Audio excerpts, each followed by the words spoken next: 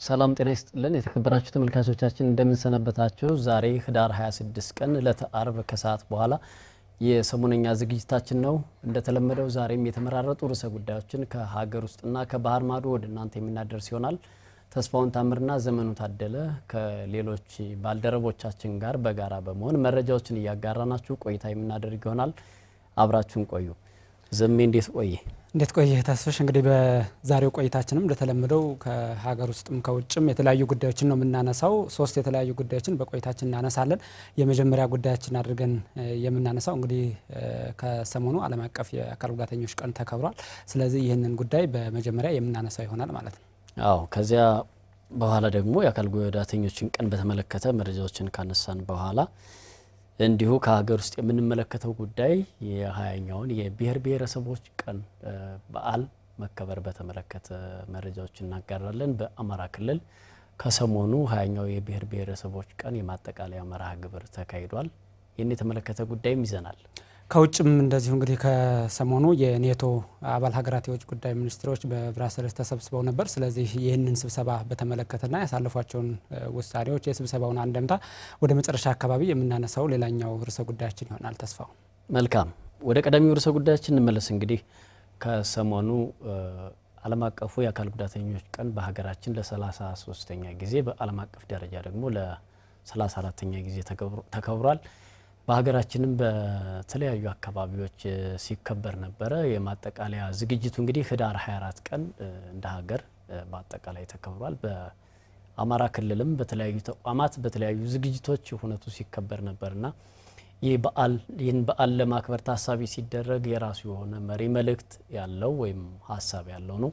በተለይም እንግዲህ በዘንድሮ ዓመት አካል ጉዳተኝነትን የሚያካትት ማህበረሰብ መገንባት ለተሻለ ማህበራዊ እድገት በሚል መሪ ሀሳብ ነው የአካል ጉዳተኞች ቀን የተከበረው። ዘሜ እንግዲህ አካል ጉዳተኞችን ስናነሳ በተለይ በዘንድሮ ዓመት እኛም በዜናና ፕሮግራሞቻችን ስንሰራ ነበር የቆየ ነውና አካል ጉዳተኞች ትኩረት ከሚያስፈልጋቸው የማህበረሰብ ክፍሎች መካከል ግንባር ቀደም ናቸው በሚል አማራ ሚዲያ ኮርፖሬሽንም በተለያዩ ጊዜያት የዘገባና የፕሮግራም ሽፋኖችን እየሰጠ የተለያዩ መረጃዎችን ለአድማጭና ተመልካቾቹ በተለያዩ ሚዲየሞች ያደርሳልና ዘንድሮም ለዚህ በዓል ልዩ ትኩረት ሰጠን እኛም ስንሰራ ነበር።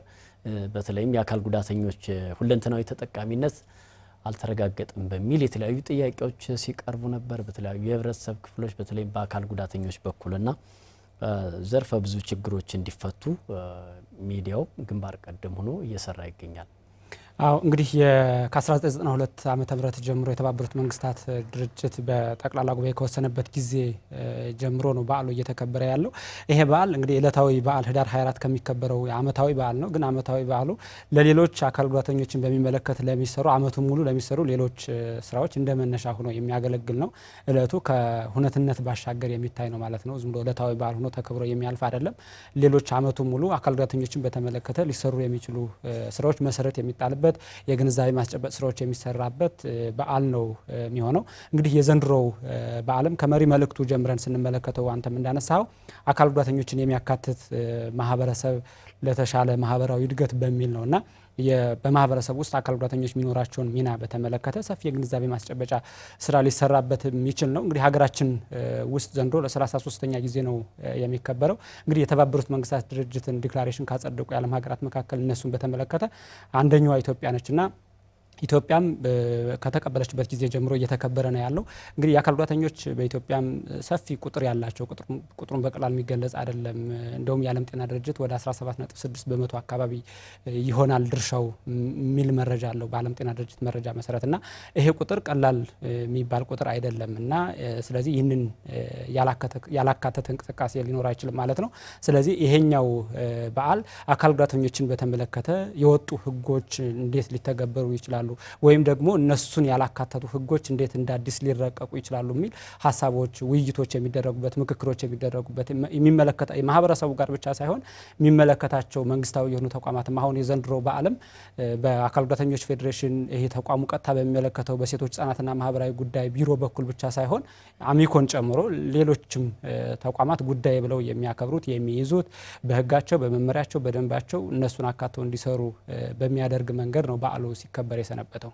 እውነት ነው። እንግዲህ ከአሃዛዊ መረጃዎችን ስናነሳ ቀደም ሲል አንተም እንዳልከው በዓለም እንግዲህ ከ1.3 ቢሊዮን በላይ አካል ጉዳተኛ የህብረተሰብ ክፍሎች እንዳሉ የዓለም ጤና ድርጅት መረጃ ያሳያል። ይህም እንግዲህ ወደ 16 እና ከዚያ በላይ በመቶ ድርሻ አለው ከአጠቃላይ ከዓለም ህዝብ አንጻር ማለት ነው። የዓለማችን ህዝብ በአሁኑ ወደ 8.3 ቢሊዮን ደርሷል። ከዚህ ውስጥ እንግዲህ 16 በመቶ ድርሻ ያላቸው እነዚህ የአካል ጉዳተኛ የማህበረሰብ ክፍሎች ናቸው።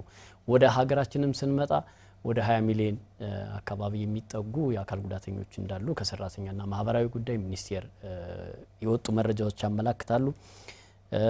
እንግዲህ ወደ ክልላችን ስንመጣም ወደ 4 ሚሊዮን አካባቢ ይጠጋሉ የአካል ጉዳተኞችና ቁጥሩ ቀላል የሚባል አይደለም ዘሜ። እንዳጠቃላይ ደግሞ በዓለም ጤና ድርጅት መሰረት ስታዩ ከ6 ሰዎች መካከል አንደኛው የአካል ጉዳት የማጋጠሙ ወይም ደግሞ የአካል ጉዳተኛ የመሆን እድል እንዳለው መረጃዎቹ ያሳያሉ። ስለዚህ አካል ጉዳተኞች በማህበረሰቡ ውስጥ የሚኖሩ የማህበረሰቡ አንድ አካል ተደርገው ነው የሚወሰዱት።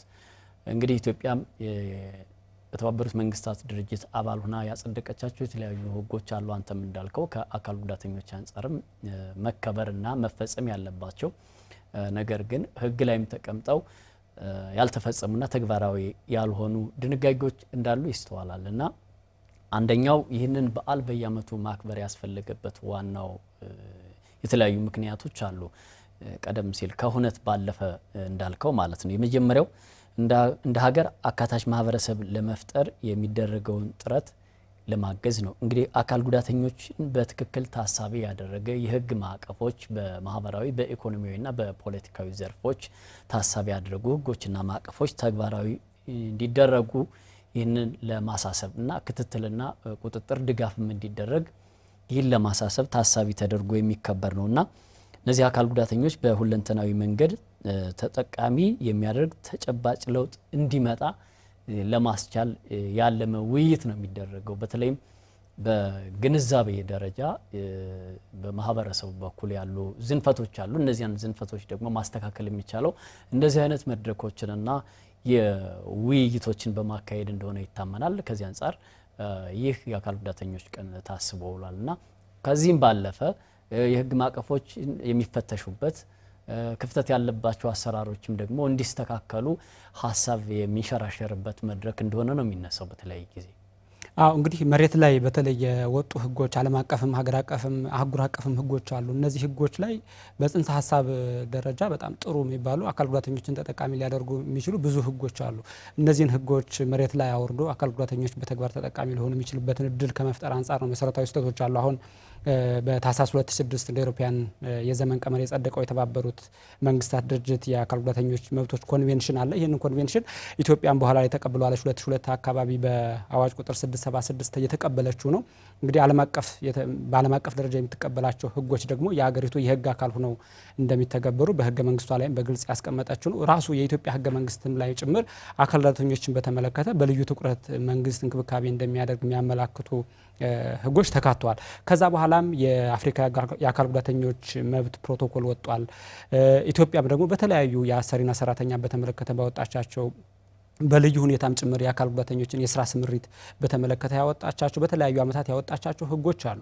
እነዚህ ህጎች አካል ጉዳተኞች በማህበረሰቡ ውስጥ ተካተው በኢኮኖሚያዊ በስነ ልቦና በሌሎች ማህበራዊ ዘርፎችም ጭምር ተሳታፊ የሚሆኑበት ራሳቸው ባለጉዳይ የሚሆኑበት ስርዓት ተፈጥሯል። በህግ ደረጃ ብዙ ህጎች አሉ። ገና ያለቀላቸው ናቸው ተብሎ ባይታሰብም ሌሎች መውጣት ያለባቸው ተጨማሪ ደጋፊ የሆኑ ህጎች ቢኖርባቸውም በህግ ደረጃ ብዙ አካል ጉዳተኞችን የሚደግፉ ህጎች አሏት ኢትዮጵያም። አማራ ክልልም ጭምር የአማራ ክልል መስተዳድር ምክር ቤትም በተለያዩ ጊዜያት የአስፈጻሚ ተቋማትን ጭምር ሲያደራጅ ጀምሮ የአካል ጉዳተኞችን ጉዳይ በልዩ ትኩረት ያደራጃል። እንግዲህ እነዚህ ህጎች ወደ ተግባር በሚቀየሩበት ጊዜ ግን በጣም ብዙ ክፍተቶችን ነው የምናየው። አሁን ከስራ ጀምሮ የስራ ስምሪት አዋጅም ጭምር አለ 568/2000 በዚህ ላይ የተቀመጡላቸውን መብቶች ከማክበር አንጻር በጣም መሰረታዊ ችግሮች አሉ።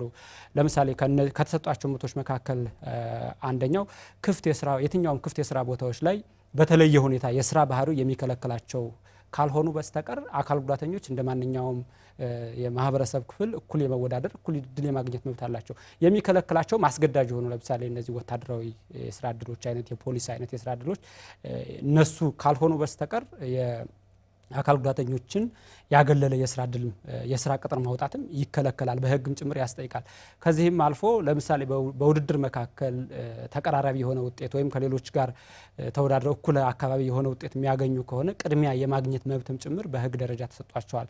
እነዚህን ከመተግበር አንጻር ግን መሰረታዊ ችግሮች አሉ። ስራም ከተቀጠሩ በኋላ አካል ጉዳተኞች ረዳት የሚያስፈልጋቸው ከሆነ ለምሳሌ ረዳቶቻቸውን በማሟላት የስራ እንቅስቃሴ አካባቢውን በራሱ ለአካል ጉዳተኞች ምቹ ያለባቸውን ተደራራቢ ጫና ሊቀንስ በሚችል መንገድ ምቹ ከማድረግ አንጻር ውስንነቶች እንዳሉ ይነሳል። ተስፋውን አዎ ያሉ ውስንነቶች አሉ በየዘርፉ እንግዲህ በተለይም በዘንድሮ ዓመት የአካል ጉዳተኞች በዓል ሲከበር አካታች ማህበረሰብን ለመገንባት በሚደረገው ጥረት የአካል ጉዳተኞችንም ተሳትፎ ማሳደግ እንደሚገባ ነው የተመላከተውና እንግዲህ አካታች ማህበረሰብ ሲባል በማህበራዊ ፖለቲካዊና በኢኮኖሚያዊ ዘርፎች ሁሉንም ያካትታል። ለአብነት ብናነሳ በማህበራዊ ዘርፍ በጤና በትምህርትና በሌሎችም ዘርፎች ላይ የአካል ጉዳተኞችን ማካተት እንደሚያስፈልግ የህግ ማዕቀፎችም ያመላክታሉና ከትምህርት አንጻር ስናይ ለምሳሌ ልዩ የትምህርት ፍላጎት ያላቸው ተማሪዎች ተሳትፎ አሁን ዝቅተኛ ነው። ከዚህ በፊትም የክልሉ አካል ጉዳተኞች ማህበራት ፌዴሬሽን ፕሬዚዳንት እዚህ ስቱዲዮ መጥተው ማብራሪያ ሲሰጡን በተለይ ደግሞ 98% የሚሆኑት የአካል ጉዳተኞች የትምህርት ተሳትፏቸው ዝቅተኛ እንደሆነ ወደ ትምህርት ቤትም እንዳልሄዱ ተደብቀው እንዳሉ ሰፊ ስራ የሚጠይቅ መሆኑን ሲገልጹ ነበርና በተለይ ከዚህ ከልዩ ፍላጎት አንጻር ስናነሳ ተማሪዎች አሁን በትምህርት ገበታ ላይ ያሉትም ቢሆን ስታንዳርዱ ተግባራዊ የማይደረግበት የቴክኖሎጂና ግብአቶች የማይሟሉበት ሁኔታ እንዳለ የሚያመላክቱ ሁኔታዎች አሉና ከተማሪዎች ፍላጎትና ደረጃ ከችሎታቸው ጋር የተመጣጠነ ቴክኖሎጂዎችና ቁሳቁሶችን ማቅረብ ላይ የተለያዩ ችግሮች እንዳሉ ይነሳልና አካታች የስልጠናና አቅም ግንባታ ስራዎች ውስንነት ይስተዋላል። ከዚህ አንጻር ትምህርት ሚኒስቴር እነዚህን ችግሮች ለመቅረፍ የሚያስችል በተለይም የልዩ ፍላጎት አካቶ ትምህርት ማስፈጸሚያ መመሪያ በ2018 በያዝነው በጀት ዓመት አውጥቷል። ይህ እንግዲህ በቀጣይ ተግባራዊ ይሆናል፣ እነዚህን ችግሮች ይቀርፋል ተብሎ ነው የሚታሰብና እነዚህ ዘርፈ ብዙ ችግሮች ከግንዛቤ ባለፈ በህግ ማዕቀፎችም ተደግፈው መፈታት እንዳለባቸው የሚያመላክቱ የተጀመሩ ስራዎች አሉ። ግን ውጤታማ አይደለም። አሁንም በርካታ የአካል ጉዳተኞች በሁለንተናዊ ዘርፍ ተጠቃሚ እየሆኑ አይደለም የሚሉ ሀሳቦችን ያነሳሉ እንዲሁ አካል ጉዳተኞችና በዚሁ ዘርፍ ያሉ ተዋንያን።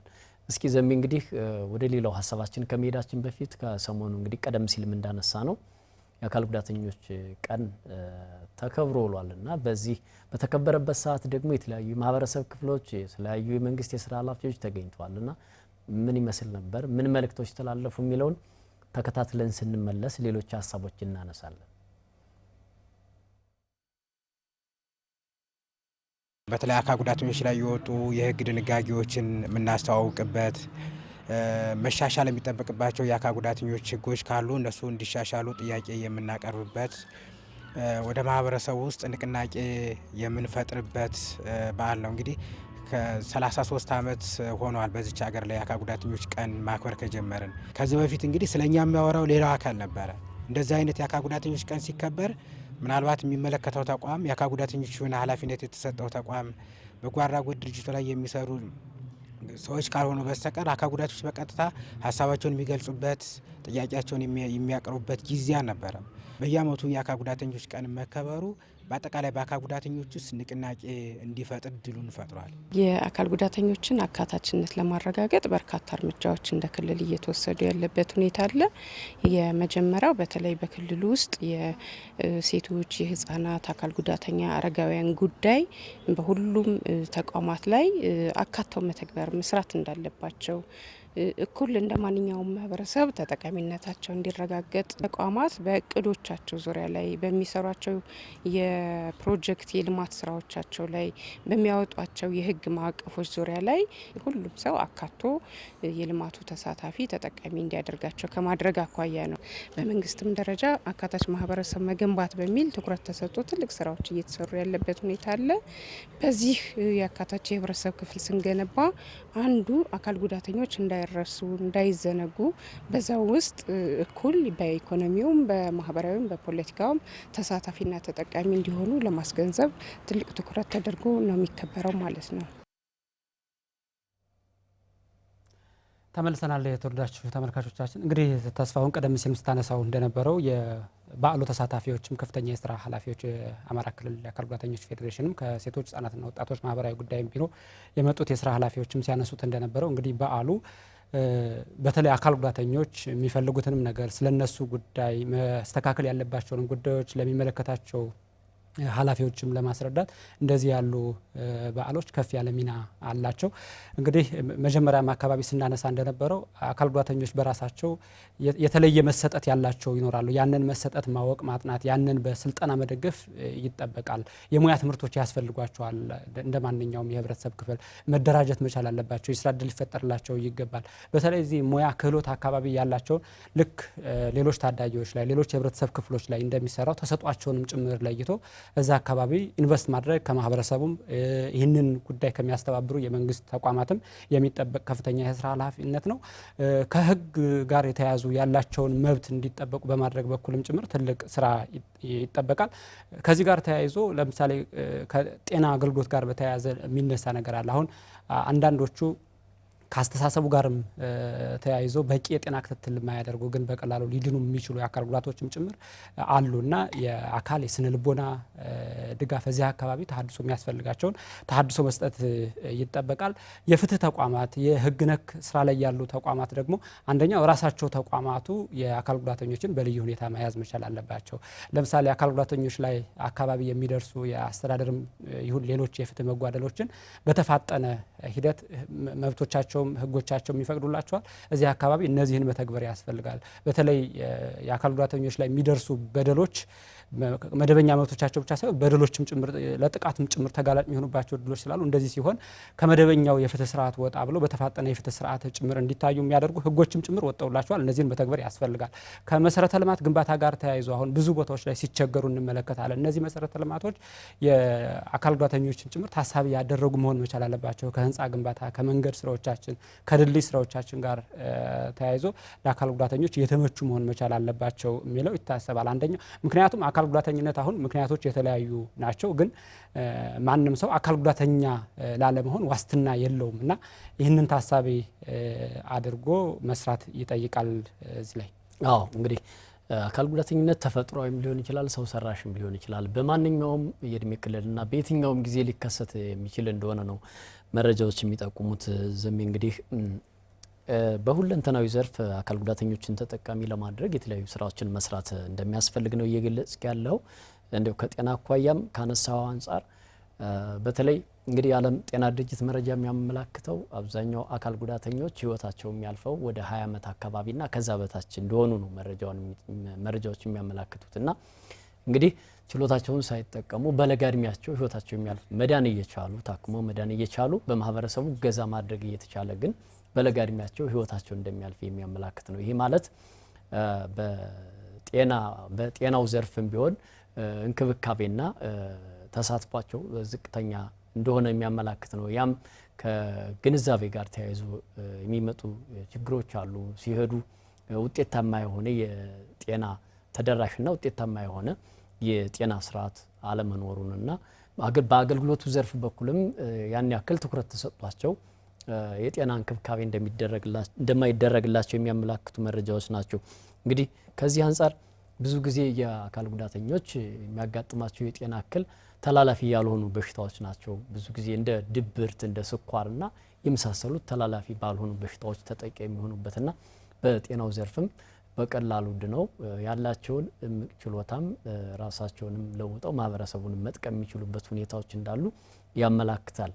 ሌላው ሁኔታ ፖለቲካዊ ተሳትፏቸውን ስንመለከት ቀደም ሲል የአካል ጉዳተኞች ማህበራት ፌዴሬሽን ፕሬዚዳንት ሲያነሱ ነበርና ራሳቸው በፖለቲካው ዘርፍ በተለይ በእነዚህ የመንግስት የስልጣን አካላት በሚባሉት ራሳቸው ተሳትፈው ውክልና ሳያስፈልገው ሀሳባቸውንና መብታቸውን የሚያስከብሩበት እድል ከጊዜ ወደ ጊዜ እየተሻሻለ መምጣቱን ሲገለጽ ነበር። ነገር ግን ይህ ማደግ ያለበት ገና መለወጥ ያለበት ጉዳይ እንደሆነ ይነሳል። ከዚያ ውጭ በግንባታው ዘርፍ ስናነሳ አንተም እንዳልከው ነው። እኛ የምናስተውለው በተለያየ አጋጣሚ በምንንቀሳቀስበት ሰዓት የሚሰሩ ህንፃ ግንባታዎች፣ መንገዶች የሚሆኑ ሌሎች መሰረተ ልማቶች የአካል ጉዳተኞችን ታሳቢ ያደረጉ አይደሉም። ስለዚህ ይሄ ገና ብዙ የሚቀረው ጉዳይ ነውና አካታች ማህበረሰብ ያስፈልጋል ሲባል ደግሞ እነዚህን ከግምት ውስጥ ማስገባት እንደሚያስፈልግ የሚገልጹ ናቸው። ከስራ እድል ፈጠራ አንጻርም እየተነሱ ያሉ ቅሬታዎች አሉ። እነዚህንም የስራ እድል ፈጠራ አደረጃጀቶች ሲታሰቡ የአካል ጉዳተኞችን ታሳቢ ማድረግ እንዳለባቸው ግምት ውስጥ ማስገባት ያስፈልጋል። እንግዲህ ካለን ሰዓት አንጻር የመጀመሪያው ጉዳያችን በዚህ እናጠቃልና ተስፋሁን ተመልሰን እንመለሳለን፣ እንገናኛለን። በሁለተኛው ርዕሰ ጉዳያችን የሰሞንኛ ዝግጅታችን ይቀጥላል። አብራችሁን ሁኑ።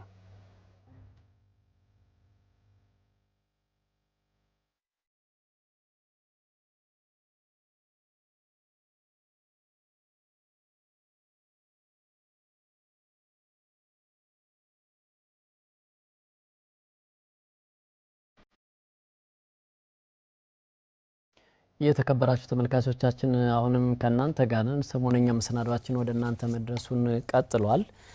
ዘንቤ እንግዲህ ወደ ሁለተኛው ርዕሰ ጉዳያችን እንሻገር። 20ኛው የብሔር ብሔረሰቦች ቀን በቀጣይ ህዳር 29 ይከበራል። ነገር ግን ከወዲሁ በተለያዩ አካባቢዎች የብሔር ብሔረሰቦች ቀንም እየተከበረ ይገኛል። በአማራ ክልልም ከሰሞኑ እንግዲህ ዲሞክራሲያዊ መግባባት ለህብረ ብሔራዊ አንድነት በሚል መሪ ሀሳብ በተለያዩ መርሃ ግብሮች በደብረ ብርሃን ከተማ የማጠቃለያ መርሃ ግብር ተከብሯል። በዚህም የተለያዩ የመንግስት የስራ ኃላፊዎች ተገኝተዋል። እንግዲህ የብሔር ብሔረሰቦችን ቀን ስናነሳ የምናነሳቸው በርካታ ጉዳዮች እንዳሉ ይታወቃል። እንግዲህ ኢትዮጵያ የብዝሃ ማንነት ያላት ሀገር ነች። ከ80 በላይ የሚደርሱ ብሔርና ብሔረሰቦች ያሉባት ሀገር ነች። እንግዲህ ቋንቋ፣ ባህል፣ ታሪክና እምነቶች መገኛ ሀገር ነች። ባህል፣ ታሪክና እምነት እነዚህ ያላቸው ብሔር ብሔረሰቦች ደግሞ ለረጅም ዘመናት ተዋልደውና ተጋምደው በአንድነት የኖሩ ችግርና ደስታቸውንም ሀዘናቸውንም ሲጋሩ የኖሩ ለዘመናት በአንድነት የኖሩ ህዝቦች ናቸው። ይህ ከሚገለጽባቸው መንገዶች ደግሞ እንደዚህ አይነት ፌስቲቫሎች፣ እንደዚህ አይነት በዓላት በተለይ ህዝብን የብሔረሰቦችን አንድነት የባህልና ልምድ ልውውጥ ለመጋራት የሚያስችል መልካም አጋጣሚ ነው። አዎ እንግዲህ 20ኛው የኢትዮጵያ ብሔሮች ብሔረሰቦችና ህዝቦች ቀን ዘንድሮ በአጠቃላይ በሆሳና ነው የሚከበረው እንደ ሀገር። ካሁን በፊት ግን እንግዲህ ካሳለፍነው በተለይ ህዳር ወር ከገባ ጊዜ ጀምሮ በተለያዩ ከተሞች፣ በተለያዩ ክልሎች በተለይ እንደ ክልል አሁን ደግሞ በዚህኛው ባሳለፍነው ሳምንት ደግሞ ክልል አቀፍ የሆኑ በዓላት በደቡብ ኢትዮጵያም እንደዚሁ አማራ ክልልም በዓሉ ሲከበር ነው የሰነበተው። ይህ በዓል እንግዲህ ከሚያዝያ 21 1998 ዓ.ም የፌዴሬሽን ምክር ቤት በዓሉ እንዲከበር ከወሰነበት ጊዜ ጀምሮ እዛ በኋላ ከ1999 ዓ.ም ጀምሮ የመጀመሪያውን በዓል አዲስ አበባ ካደረገ በኋላ አሁን 20ኛው ላይ ደርሷል። በነገራችን ላይ አማራ ክልልም ይህንን በዓል የማስተናገድ ድሉን አግኝቶ ያውቃል። 2005 ዓ.ም 7ኛው የኢትዮጵያ ብሔሮችና ብሔረሰቦች ቀን ባህር ዳር ከተማ ነው የተከበረውና እንግዲህ አንተም እንዳነሳ ነው ይሄ ባህል የኢትዮጵያ ህዝቦች በጋራ የተጋመዱበት የሚጋመዱበት በዓል ነው። እንግዲህ ካሁን በፊት በታሪክም ጭምር እንደሚነሳው ሀገርን በማሻገር ሂደት ውስጥ ሀገርን በመጠበቅ ሂደት ውስጥ ይሄ አንድ መሆን ይሄ የጋራ ክንድ ነው ትልቅ ሚና ያለውና ይህንን የሚያከብሩበት አሁናዊ ትውልዱም ደግሞ የትናንት ትልልቅ እነዚህ አንድ የመሆን እሴቶችን አክብሮ የሚቀጥልበት ከዛ ባሻገር ውበቶቹን የሚያሳይበት የሌላኛውን ባህል የሚጋራበት የራሱን ባህል ለሌሎች የሚነግርበት የሚሸጥበትም የሚሸምትበትም አይነት በዓል ነውና በዚህ ውስጥ ከፍ ያሉ ነገሮች ሊነሱ ይችላሉ። አሁን ህዳር 29 የሚከበረው ዕለታዊ ቀኑ ብቻ አይደለም። ከዛ ባሻገር ያሉ ሌሎች ጠቀሜታዎችም አሉ። ከቱሪዝም ጋር ተያይዞ ለምሳሌ በዓሉ በሚከበርበት አካባቢ ያለው ከተሞች ላይ የሚኖረው መነቃቃት የቱሪዝም መነቃቃት ቀላል አይደለም። በዛ አካባቢ ያሉ ጸጋዎች የቱሪዝም ጸጋዎች ሌሎችም የኢኮኖሚ ጸጋዎችም ጭምር ወጥተው እንዲታዩ እንዲጎበኙ ሊያደርግ የሚችል እድል የሚሰጥ ነው ይህ የብሔር ብሔረሰቦች በዓል።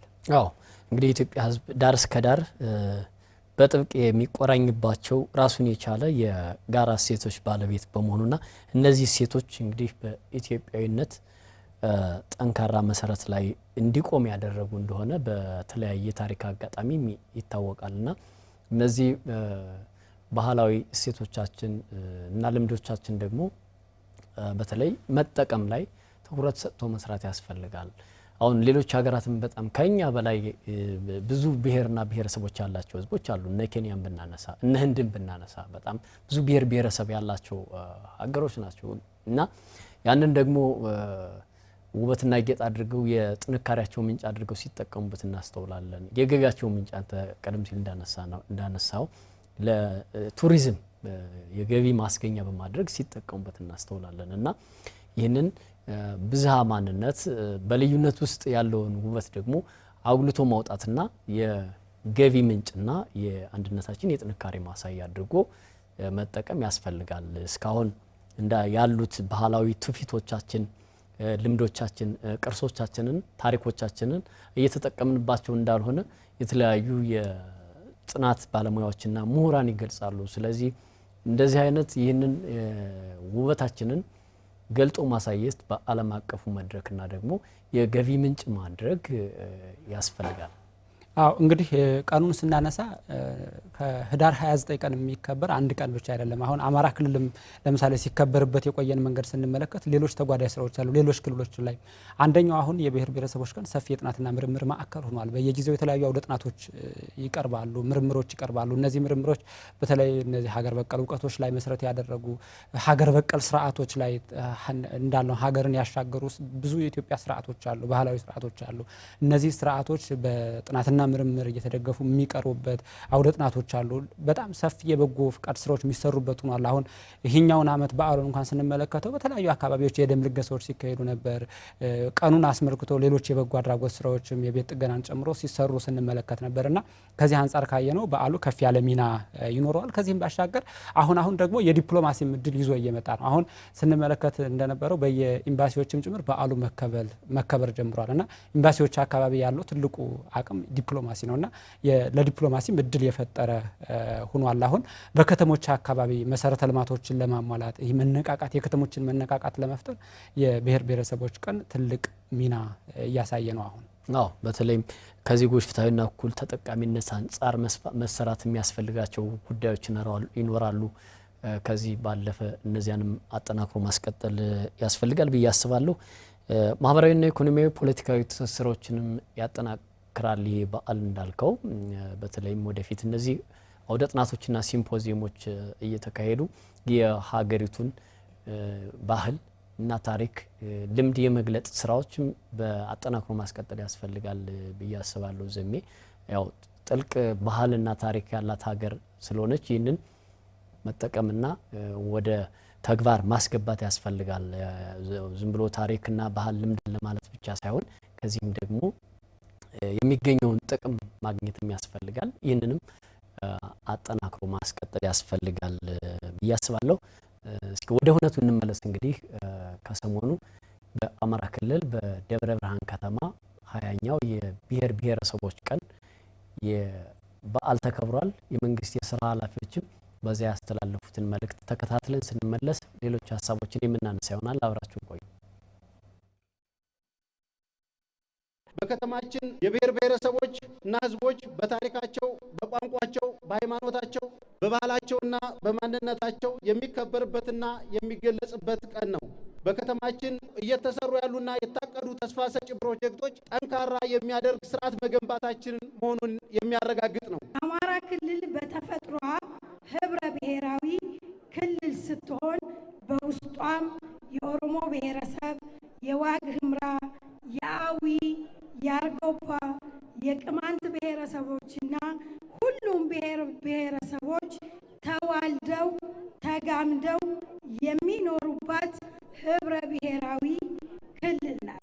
ለኛ ለአማራ ክልል ህብረ ብሔራዊ ስርዓት መገንባት የመኖራችን ተፈጥሯዊ ባህሪያችን በመሆኑ ተፈጥሮን አክብሮ ህብረ ብሔራዊ ስርዓት መገንባት የህልውናም ጉዳይ ነው። የበዓሉ አከባበር ተጨባጭ ውጤቶች ሲታዩ እስካሁን ሲከበር የቆየው የኢትዮጵያ ብሔሮች ብሔረሰቦችና ህዝቦች ሁሉም የሀገራችን ህዝቦች ማንነታቸው እንዲከበር ለፍትህ ነጻነትና ለዲሞክራሲ ስርዓት መከበርና መረጋገጥ በጋራ ጠንክረው እንዲሰሩ በወንድማማችነት ላይ የተመሰረተ ህብረ ብሔራዊ አንድነት እንዲጠነክርና ስር እንዲሰድ የፌዴራል ስርዓታችን የብዝሃነት አያያዝና የዲሞክራሲ ባህል ግንባታ እንዲጎለብትና እንዲጠነክር እንዲሁም የህገ መንግስት አስተምህሮ ስራዎች መሰረት የጣለ ነው ብሎ መውሰድ ይቻላል።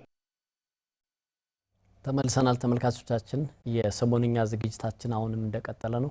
ዝም እንግዲህ ሀያኛው የብሔር ብሔረሰቦች በዓል በደብረ ብርሃን ከተማ ሲከበር የተላለፉ መልእክቶችን ተከታትለን ነው የተመለስ ነው። እንግዲህ ኢትዮጵያዊ አንድነት ከሚጠናከርባቸው መንገዶች አንዱ እንደዚህ አይነት የአደባባይ በዓላት ናቸው ተብሎ ይታሰባል። የኢትዮጵያዊነትን እና የጋራ ባህልና ሴቶችን ለማዳበር እንደዚህ የሀያኛው የብሔር ብሔረሰቦች በዓል የራሱ የሆነ ከፍተኛ አዎንታዊ አስተዋጽኦ እንዳለው ነው ሲገለጽ የቆየው።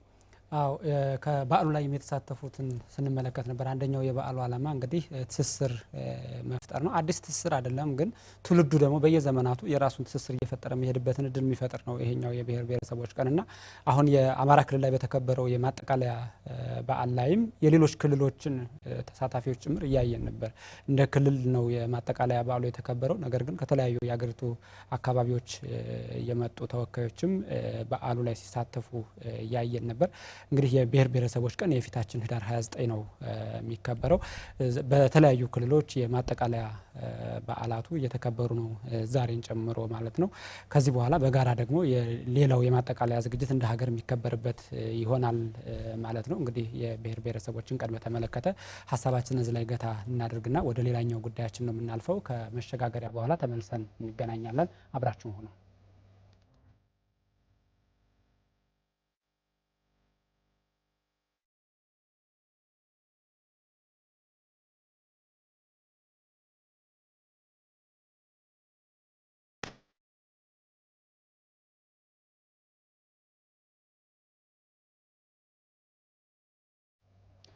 ተመልሰናል። የተወደዳችሁ ተመልካቾቻችን እንግዲህ ተስፋሁን ሁለቱን የሀገር ውስጥ ጉዳዮች አጠቃለን ወደ ሶስተኛው ጉዳያችን ልንሸጋገር ነው። ሶስተኛው ጉዳያችን ደግሞ እንግዲህ ከሰሞኑ የሰሜን አትላንቲክ የጦር ቃል ኪዳን ኔቶ ሀገራት የውጭ ጉዳይ ሚኒስትሮች ስብሰባ አካሂደው ነበር። ዋነኛው የስብሰባ ጉዳይ ሌሎች ጉዳዮች ቢኖሩም የዩክሬንና ሩሲያ ጦርነትን የሚመለከት ነበር። ስለዚህ ሶስተኛው የውጭ ጉዳያችንም ይህንን የሚመለከት ይሆናል። አዎ እንግዲህ ከሰሞኑ ያው የኔቶ ስብሰባ አካሂዷል። ያው ሩሲያና ዩክሬን ጦርነትን የተመለከተ ነው። እንግዲህ ኔቶ ያው ግዙፍ የሚባል ድርጅት ነው። የኖርዘርን አትላንቲክ ትሪቲ ኦርጋናይዜሽን የሚባለው ማለት ነው። እንግዲህ በተለይም አሜሪካና አውሮፓ ወደ 32 አባል ሀገራት አሉት። የአባል ሀገራቱን ነጻነት፣ ሰላምና ደህንነት ማስጠበቅን ዓላማ አድርጎ የተቋቋመ ነው። ኔቶ እንግዲህ በ1949 እንደተመሰረተ ነው የሚነገረው። በወታደራዊ በፖለቲካና ዲፕሎማሲያዊ መንገድ የአባል ሀገራቱን መብትና ጥቅም ለማስከበር ነው የሚሰራ። በተለይም ደግሞ ኔቶ መሰረታዊ መርሆች ተብለው ከሚጠቀሱት ውስጥ አንቀጽ 5 ላይ የተጠቀሰው አንድ የኔቶ አባል ሀገር በአንድ ሌላ ሀገር ጥቃት ከተፈጸመበት ሁሉም የኔቶ አባል ሀገር ያንን ጥቃት በጋራ ይመክታል ወይም ደግሞ ወደ ጦርነት ወደ መመከት ይገባል የሚል ከፍተኛ መርህ አለ። እንግዲህ ከሰሞኑ ኔቶ በቤልጂየም ብራሰልስ ላይ ስብሰባ ተካሂዷልና ለዩክሬን ድጋፍ ያላቸውን ቁርጠኝነት የገለጹበት ነው። እንግዲህ አባል ሀገራቱ በተለይም ዋና ጸሐፊው ማርክ ሩቲ ለኔቶ ከፍተኛ የሆነ ወታደራዊ ድጋፍ እንደሚደረግ ሲገልጹ ነበር። እንግዲህ ዶናልድ ትራምፕ ከዚህ በፊት ባለ 28 ነጥብ የሰላም እቅድ ለዩክሬን አቅርበው ዩክሬን ተቀብለዋለች። ያው መስተካከል ያለባቸው ውይይት የሚያስፈልጋቸው ጉዳዮች አሉ ብትልም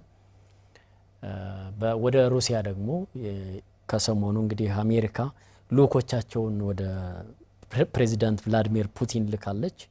ልዩ ልኡክ ስቲቭ ዊትኮፍ እና ጃሬድ ኩሽነር ሞስኮ ተገኝተው ከፕሬዚዳንት ቭላዲሚር ፑቲን ጋር ውይይት እንዳደረጉና ውይይቱ ጠቃሚ እንደነበር የሚገልጹ መረጃዎች እየወጡ ናቸው። አዎ ኔቶ እንግዲህ ከዩክሬን ጋር በተያያዘ ቀጣይነት ያለው ድጋፍ ያስፈልጋል የሚል አቋም ይዞ ነው ስብሰባ ያደረገው። ይህ ስብሰባ እንግዲህ በዶናልድ ትራምፕ የ28 ነጥብ የሰላም አማራጭ ላይ ጥላ ያጠላ ነው ተብሎ ነው የሚታሰበው። ተስፋሁን በእርግጥ ኔቶ ከምስረታው 12 ሀገራት ኔቶን ከመሰረቱበት ጊዜ ጀምሮ የምስረታውን ዓላማም ጭምር በአሜሪካን የተመሰረተው ግን ከምስረታውም ዓላማ ጀምሮ ጸረ ሩሲያ የሚመስል አይነት አቋም የነበረው እንደ ተቋም የነበረው ነውና በወቅቱም የሶቪየት ህብረትን መስፋፋት ለመመከት የሚል ዋነኛ መሰረት ይዞ ነው የተቋቋመው። ከዛ በኋላ እስካሁን ድረስ ባለውም ጭምር የጸረ ሩሲያ አቋም ከያዙ ዓለም አቀፍ ድርጅቶች መካከል አንደኛው ኔቶ ነው። ይሄ ድርጅት እንግዲህ አሁንም ድረስ ሩሲያን እንደ ትልቅ የጦር ስጋት አድርጎ የሚቆጥር አይነት እንደሆነ ያሳየበት ነው። ሀገራቱ የነዚህ 32 አባል ሀገራቱ ጭምር ከአጠቃላይ አመታዊ ገቢያቸው ወደ 5% የሚሆነውን ለወታደራዊ ኃይል መዋል አለባቸው የሚል የሰሞኑን የውጭ ጉዳይ ሚኒስትሮች ስብሰባም ይህንን የሚያጠነክር ሆኖ ነው የነበረው። እንግዲህ የኔቶ የሰሞኑ ስብሰባ አንደኛው እንግዲህ የሰላም አማራጩ ውይይት እየተደረገ ባለበት ወቅት ነው ይሄኛው የተደረገው። ስለዚህ እዚህ ላይ እንደ ጥቁር ነገር የሚታይ ነው ማለት ነው። ጥሩ እድል ይዞ የመጣ አይደለም። ምክንያቱም በግልጽ በተለይ የሩሲያ የጦር መርከቦች አካባቢ ቁጥጥር ማድረግ መግታት፣ ያንን እንቅስቃሴ እንደዚሁም ለዩክሬን ደግሞ ግልጽ የጦር መሳሪያ ድጋፍ ማድረግ፣ የገንዘብ በተለይ ደግሞ የአየር መቃወሚያዎችን መደገፍ አለብን የሚል አቋም ሲያነሱ እንደነበረ ዋና ጸሐፊ ማርክ ሩቴም ጭምር አንስተዋል። ይህ ሁሉ የሆነው በነገራችን ላይ በዚህ ጉባኤ ላይ አሜሪካ የውጭ ጉዳይ ሚኒስትሯ በኩል አልተሳተፈችም። ሌሎች ልኡካን ነው የላከችውና ይሄ ራሱ ሌላ ዓለም አቀፍ ትርጉም ይዞ መጥቷል።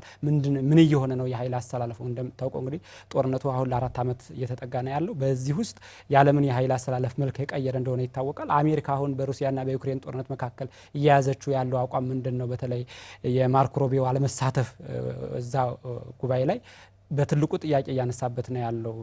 ምክንያቱም ትልቅ የገንዘብ ድጋፍ ብታደርግ አሜሪካ ነች ለኔቶ፣ ነገር ግን ደግሞ እዛ ጉባኤ ላይ አልተሳተፈችም።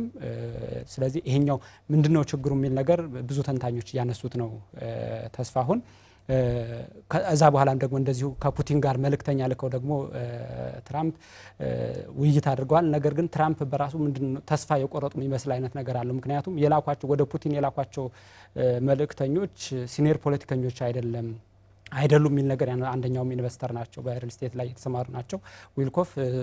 ሌላኛውም እንደዚሁ ቤተሰቦቻቸው ግን አማካሪ ናቸው፣ የልጃቸው የኢቫንካ ትራምፕ ባለቤት ናቸው።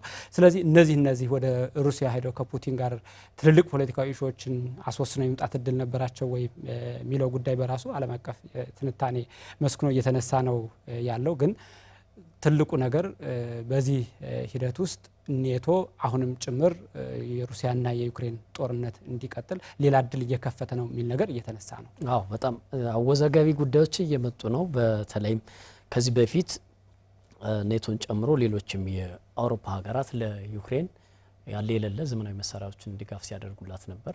ነገር ግን ጦርነቱን ማቆም አልተቻለም። አሁን ላይ ዶናልድ ትራምፕ ባወጡት የሰላም እቅድ ላይ ደግሞ አንተም እንዳልከው ከፍተኛ የሆነ የሰላም ጭላንጭሉን ተስፋ የሚያቀጭጭ እንደሆነ መረጃዎች እየወጡ ይገኛሉ።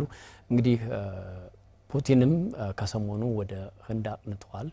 እንግዲህ በዛ ላይ የሚያሉት ነገር አለ። በተለይም አውሮፓውያን ከኛ ጋር ወደ ጦርነት የሚመጡ ከሆነ እኛም ዝግጁ ነን የሚሉ ሀሳቦችን ሲገልጹ ነበር። እኛ ጦርነት አንፈልግም፣ ግን ወደ ጦርነት የምንገባ ከሆነ ሙሉ ዝግጅት አለን የሚሉ ሀሳቦችን የገለጹ ነበር የሚገኘውና እንግዲህ በተለይ የዚህ የግዛት ይገባኛል ጥያቄዎች አሉ። በተለይ የቀድሞ ሶቪየት ህብረት አካልና የአውሮፓ የዳቦ ቅርጫ ተብላ ነው የምትጠራው እንግዲህ ዩክሬንና በዚህ ጦርነት እንግዲህ አሁን የደረሰችበት ሁኔታ ይታወቃል። ምንም ድጋፍ ቢደረግ በኔቶ አባል ሀገራትም እና በሌሎች ሀገራት ድጋፍ ቢደረግላትም ጦርነቱ ዩክሬንን ከመውደም ሊታደጋት አልቻለምና አጠቃላይ ይህ ተስፋ የተጣለበት የሰላም ስምምነት እንግዲህ የኔቶ አባል ሀገራት ደግሞ በአንድ ወገን ወደ ዩክሬን ከተሰለፉ አሜሪካ የያዘችው አቋም አለ፣ የዶናልድ ትራምፕ አለ። በሌላኛው ወገን ደግሞ ሩሲያ ከቻይና እንዲሁም ደግሞ ኢራንና ሰሜን ኮሪያም አሉ። በተለይ የዲፕሎማሲያዊ ጦርነቱ ወደፊት የበለጠ እንትን ሊል እንደሚችል አንዳንድ መረጃዎች እያመላከቱ ይገኛሉና በተለይ አሁን ላይ ያለውን ይህንን ባለ 28 የሰላም ስምምነት ከዚህ በፊትም የተከለሰ ነው። ሩሲያ አንዳንድ ሀሳቦች ላይ የመስማማት ሁኔታዎች አሉ። ነገር ግን በቀላሉ ወደ ሰላም ያመጣሉ የሚል እምነት እንደሌላቸውና ውይይት እንደሚያስፈልግ እየተገለጸ ነው ያለው። በዩክሬን በኩልም እንደዚህ አይነት ሀሳቦች ናቸው እየተንጸባረቁ ያሉት። አዎ እንግዲህ ፕሬዚዳንት ዘለንስኪ ለዩክሬን የግዛትና የደህንነት ዋስትና ጉዳይ ለእኛ ቀይ መስመሮቻችን ናቸው የሚለው በጣም ከፍተኛ አጣብቂኝ ውስጥ ገብተዋል እሳቸው። ነገር ግን አሁንም ያላለቀለት ጉዳይ አለ፣ ሙሉ በሙሉ የተዘጋ አይደለም የሰላም መንገዱ። በተለይ ደግሞ በቀጣይ ሳምንት ፍሎሪዳ ላይ ይገናኛሉ የሁለቱ ሀገራት ልኡካን የዩክሬንና የአሜሪካ ተደራዳሪዎች ማለት ነው። ስለዚህ ከዛ በኋላ እንግዲህ አዳዲስ ውሳኔዎች ካሉ ደግሞ በቀጣይ የምናነሳው ይሆናል። እንግዲህ ተስፋውን የዛሬ ፕሮግራማችን እዚህ ላይ እናጠቃል። የተወዳጅ ተመልካቾቻችን ከአማራ ሚዲያ ኮርፖሬሽን የሰሞነኛ ዝግጅትን ስትከታተሉ ነበር። ዘመኑ ታደለና ተስፋውን ታምር ከመላው የስቱዲዮ ባለሙያዎች ጋር ከእናንተ ጋር ቆይታ አድርገናል። ሳምንት እንገናኛለን። ጤና ይስጥልን።